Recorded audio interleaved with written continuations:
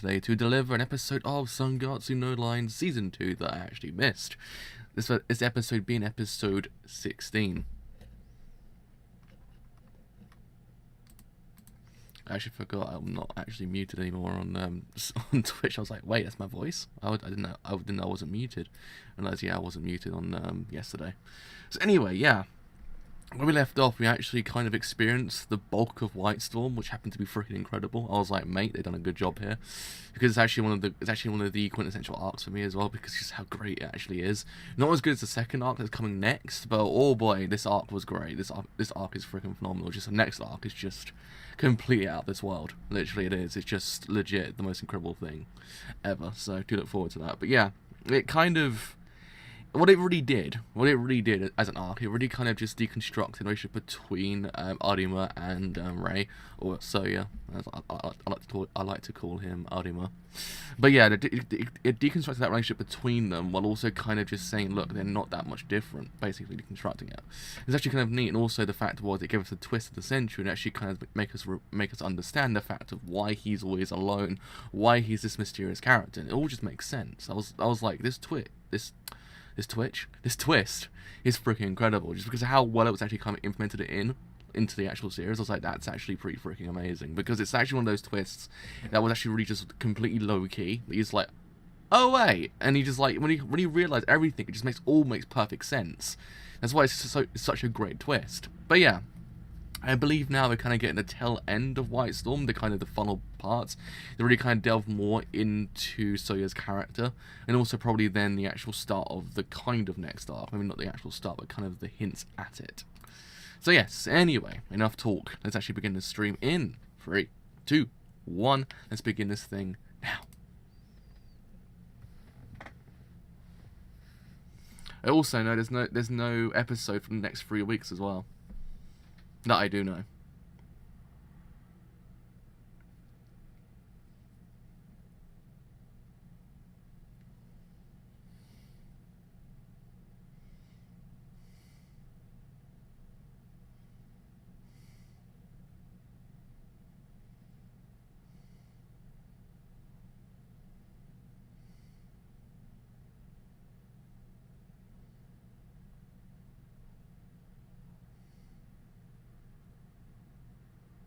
Wait a minute. Wait a second. They're doing it again from the perspective of Soya.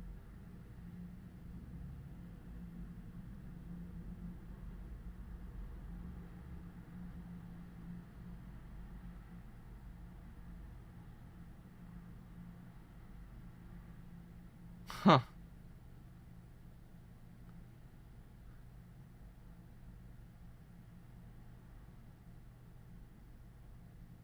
That's actually kind of freaking amazing.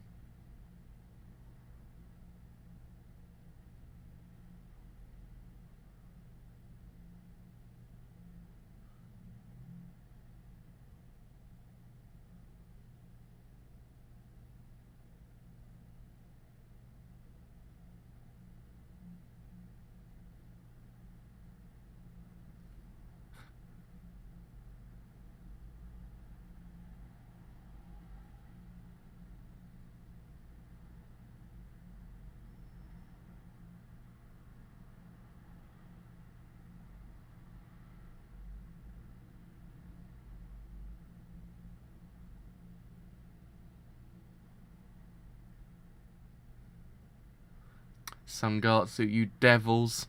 Sangatsu and Shaft, you absolute devils. Getting me like that. Because I was thinking to myself, they didn't do anything with the sound design last week, which actually kind of made me go, oh, there's a missed opportunity, because they could have done the sound design perfectly during that episode.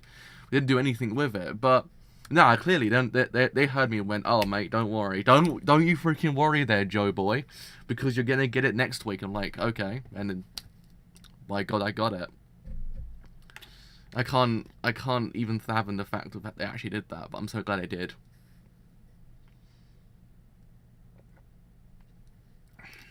That's great. That's freaking amazing.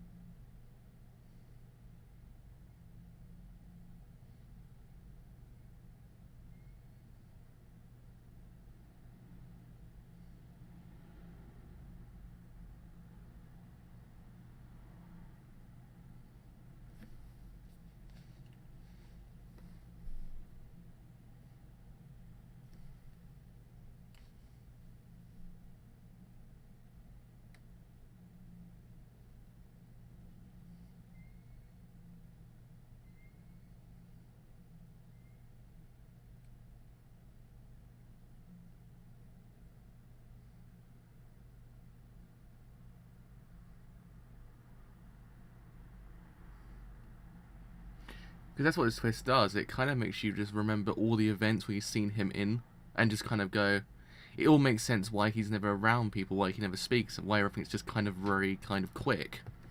It all just makes sense.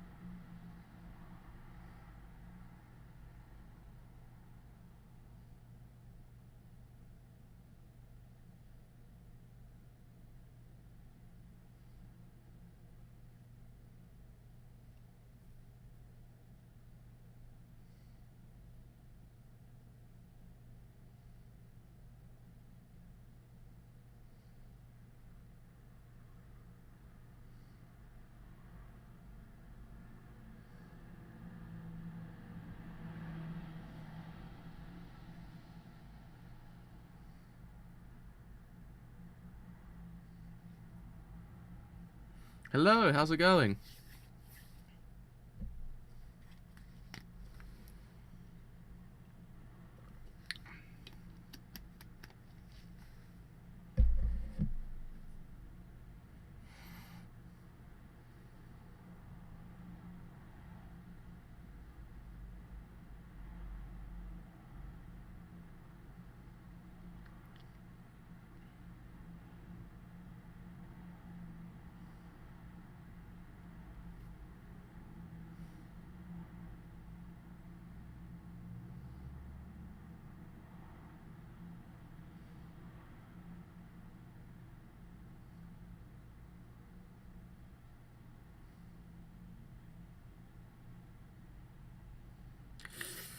they did do that justice. To be honest, they did that whole entire arc justice.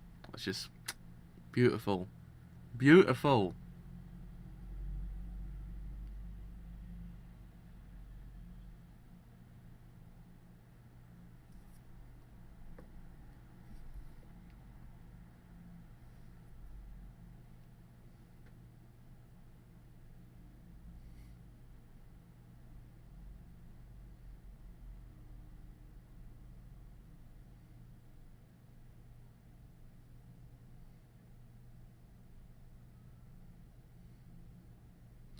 I'm actually really hungry now. I just had breakfast as well.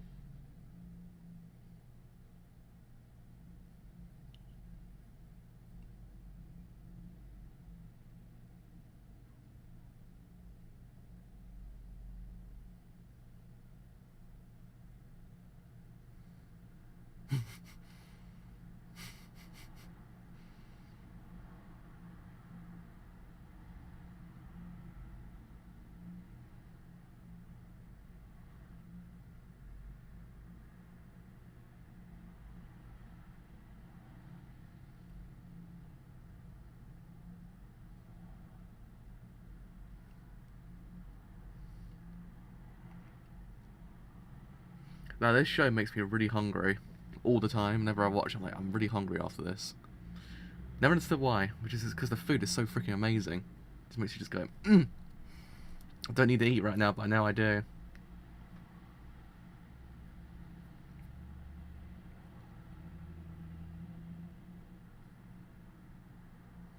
I know. Sad times when you realise there's no Sangatsu for 3 weeks. They've always got the manga, so it's fine.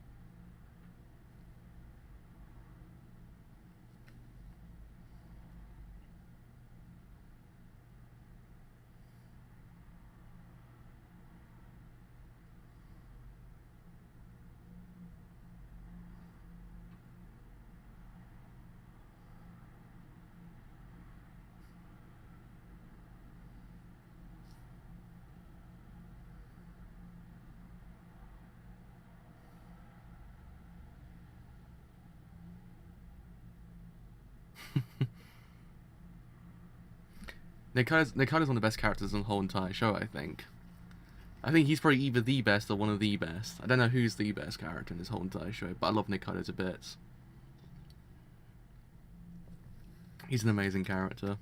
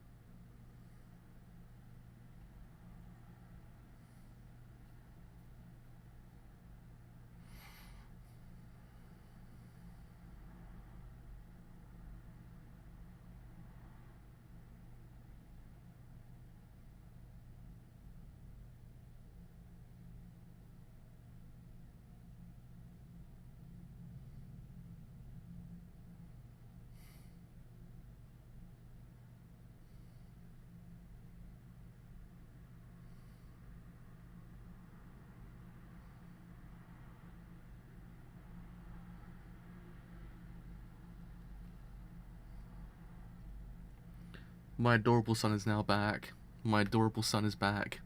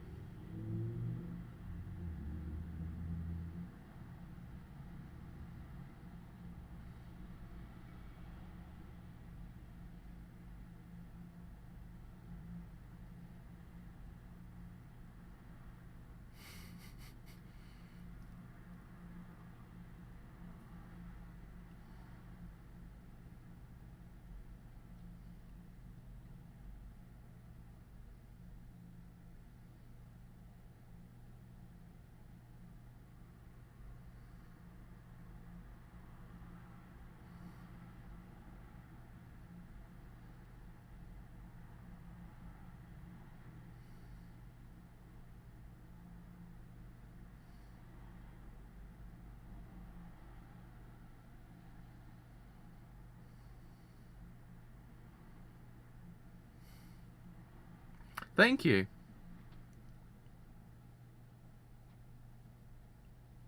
This is the most adorable thing in the universe. Actually, it's making me tear up. I love Nikaido. He's my bundle of joy. I showed for quite a while actually. I think I've had about a year and a bit. I think. Oh man, that episode. My god, that episode was beautiful. I just realised my lights are changing colours each time. I just realised that. I could have sworn I was not going nuts when I thought my lights were changing colours, but my lights are changing colours. Oh man, that was an episode and a half of Sangatsu. Freaking incredible, I must say. They really did up the ante when it came to the sound design this week as well. I was like, thank you, Shaft. You're giving me what I've actually kind of wanted the whole entire time. I was like, they've got to do it by Soya's perspective. They had to show us the scene by Soya's perspective, just so we actually get to see what goes on inside Soya. And they actually did it perfectly. I was like, beautiful men, beautiful, beautiful, beautiful. Oh man, you ain't prepared for the next arc. The next arc is legit incredible. Like, it's actually it's even better than this one. Like, my god, the next arc is legit, like, he is freaking amazing. When I see that one animated, oh, I was waiting for this one to be animated. I was like, this is gonna be top tier, and I was like, but wait, Burnt Fields, oh, yeah, you ain't ready. You ain't ready, anyone. You ain't ready, anyone. Anyone ain't ready for that arc. It's, oh boy. It's good. It's good.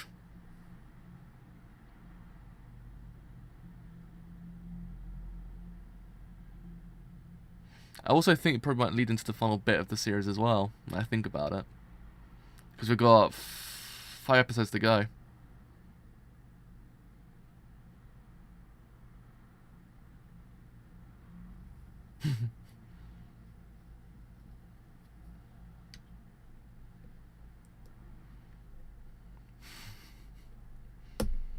Right, so yeah, as I said last time, I think, and also said during this stream as well, this arc, it basically just deconstructed Soya's character to kind of make him seem as if he's not this god character that we actually know him to be.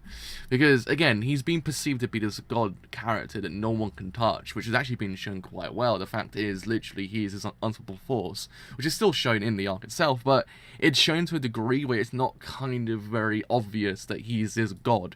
Because in essence, as the chairman says, look, you actually had a game. You had a human game. It wasn't as if it was between two people that were this vastly different kind of kettle of fish. No, it was two normal people fighting against each other. It was, as they say, a game. And it actually really did work in its actual kind of advantage, because again, as I said beforehand, if you get these series that kind of will build up a character to the point of no return, that it becomes a bit too kind of like, okay, we can't see this guy ever winning, so what's the point in following it?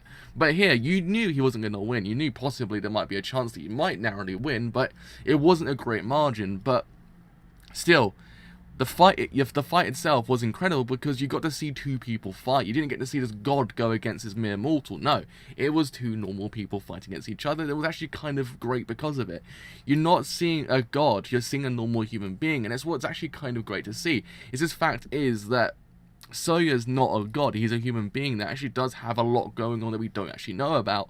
That really kind of adds into this whole entire perception we've got from the characters themselves, which actually then leads into this whole entire perception that the characters do give you for all the characters in the show, because it's happened beforehand. We've had characters being kind of told to us by them who these characters are. But in theory, they're not those characters at all. I mean, it's happened with Goto to an extent, because Goto has always been his antagonized character. But no, he's just got he's got a kind of a very abstract way of actually kind of showing his emotions. And it's actually kind of really well shown there. And the same thing goes with a lot of other characters as well. Shimada, for example, kind of had it maybe to an extent. It wasn't too much, because it was kind of like Ray just kind of just saw him as just any old person, not just kind of like an opponent. But here, it's actually to the extent that even before the game itself, we got this idea that he was this demon, this person that cannot be beaten.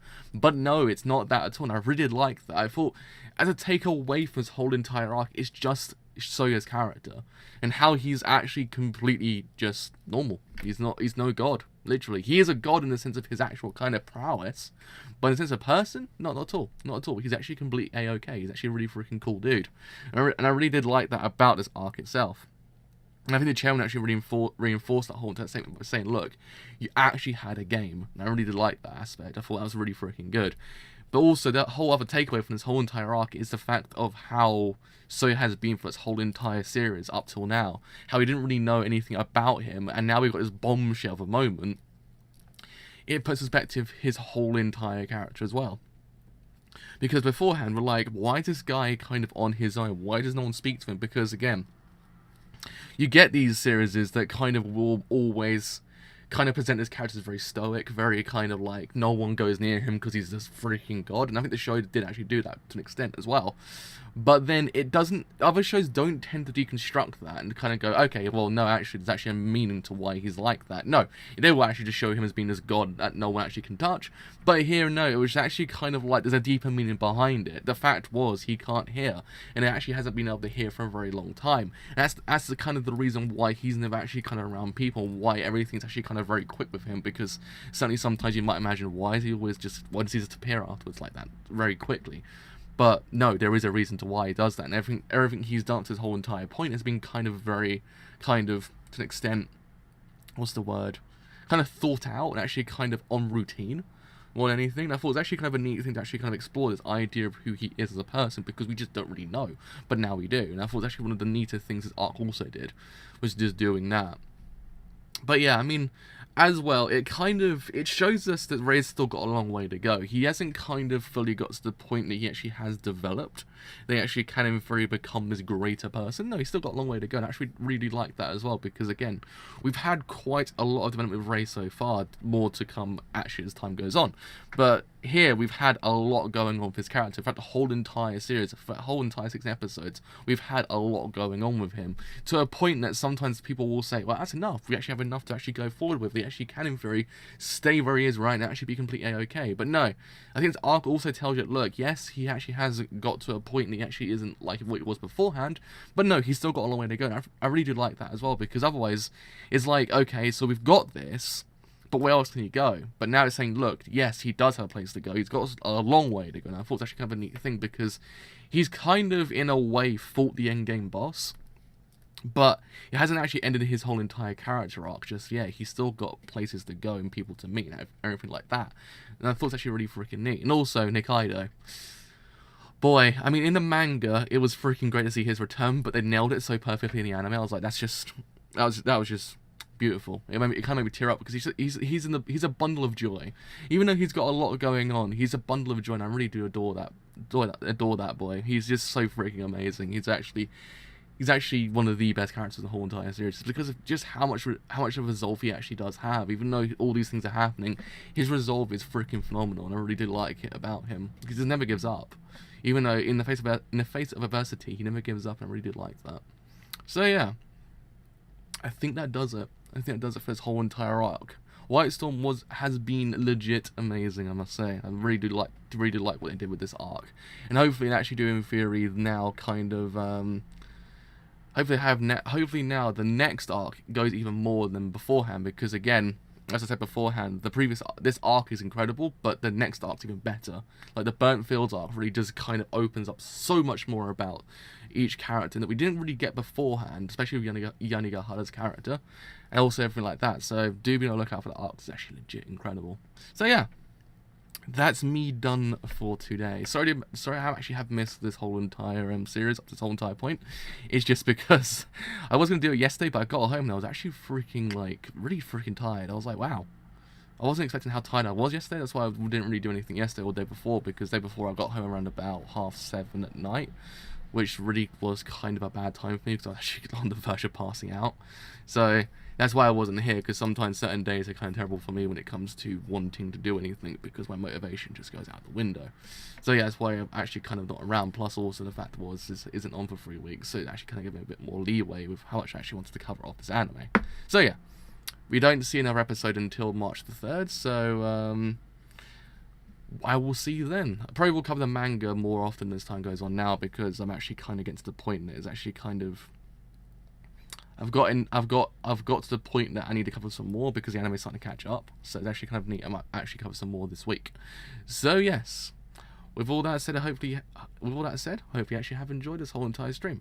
If you have on Twitch, then do leave a follow, because indeed it does me quite a bit. If you enjoy what I do here on YouTube and you do want to stay a little bit longer, then do leave a like. Do leave a like, because indeed it does something quite a bit. If you enjoy what I do here on YouTube and you want to stay a bit longer, then do leave a sub, because indeed it does something quite a bit. But until later with Pop Team Epic, possibly Diamond and Fran, depends on how much time I get. And yeah, until then, see you guys later. Bye for now.